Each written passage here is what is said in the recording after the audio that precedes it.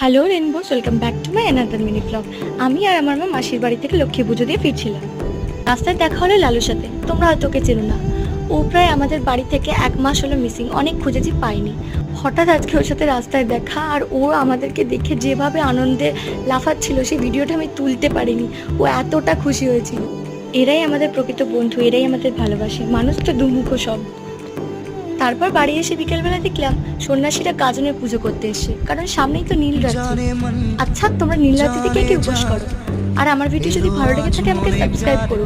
আমাকে সাপোর্ট না করলে কিন্তু আমি সাহস পাই না আবার ভিডিও বানাতে। আর এদিকে আমার পুচকি অ্যাঞ্জেলার কাণ্ড দেখো।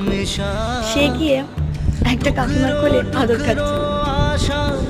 তারপর গাজন শেষে সবাই বাড়ি ফিরে যায়। আর আমি কি, আমিও হোমের টিপ নিয়ে প্রসাদ খাই।